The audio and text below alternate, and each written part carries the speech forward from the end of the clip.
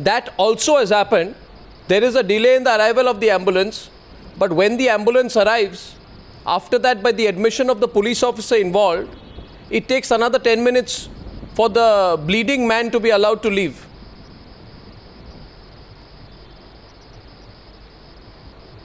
Mr. Kaul. Yeah, the normal procedure is, of course, in recording of any injured person, but in this case, since the stabbing had already taken place, I think all these normal procedures should have been given up. And in this case, there seems to be some element of indifference of the police officer.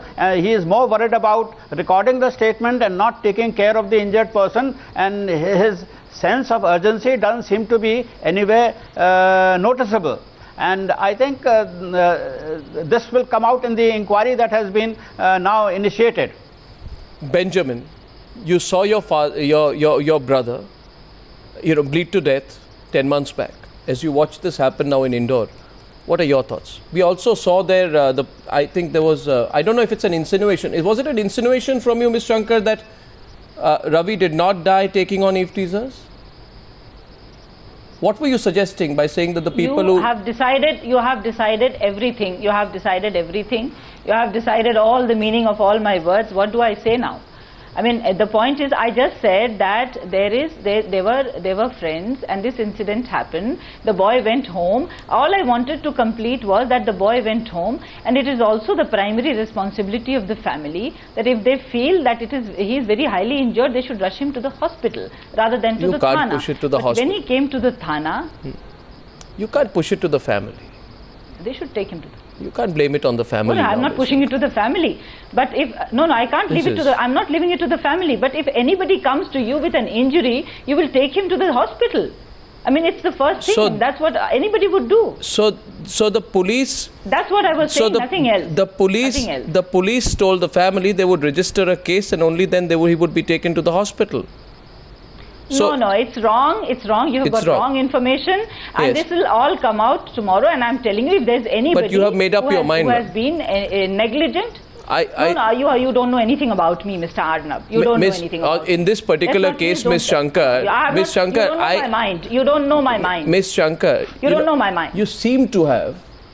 In the initial part of your observations, come to the conclusion that there was no delay, that it was perfectly all right. Yeah. That there was no procedural lapse. The police is not responsible. What you are trying to insinuate is that the police is responsible for his death. What I am simply telling you. I am asking you that the police officer says it took 10 minutes before he was sent to the hospital after the ambulance came.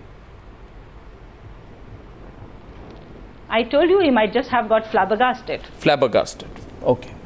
Now, I'm not saying anything. It's your words. You say flabbergasted. Benjamin, is this a feeling of deja vu as you see all this happening? Those visuals of those two young men bleeding out over there and the policemen walking past all around them. This is very, very, very disturbing.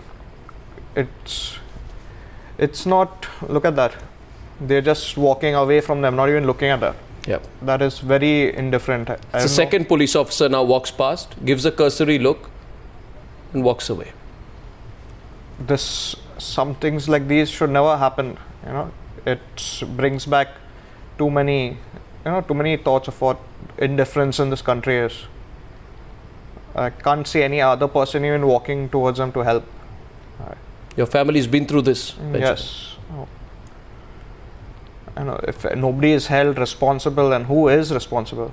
The police are not responsible, and the ambulance is not responsible. The public around is not responsible. Then who will take the responsibility? I think you put your point very clearly. Just finally, what follow-up has happened about what the government promised you? Well, 10 months back, that they would have a law against Eve teasers. There was a national chorus on it. What happened? What came of it? We were given assurances that this would be tabled and we would bring in, cognizable and non-bailable offences would be for the IPC sections 358 and 502. But that has not happened, and we followed up with the State Home Ministry, which has said that the file has been passed on to the Union Law Minister.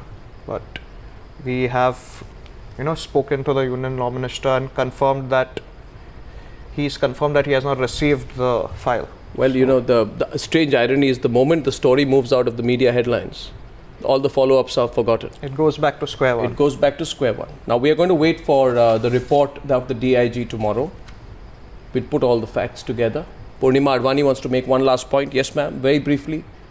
We're following the story tonight. Arnav, I would strongly recommend that this must be investigated by an independent agency. Yes. Could be the National Human Rights Commission, because here we have a very senior police officer who is herself holding evidences which are being claimed to prove the facts.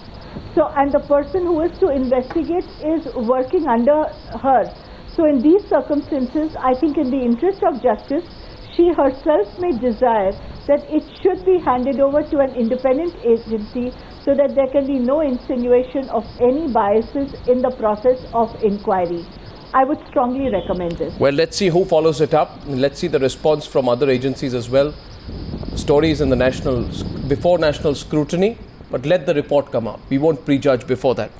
To all my guests, Mr. Kaul, Ms. Shankar, thank you very much. Purnima Advani and of course Benjamin. With a promise to follow up on that story.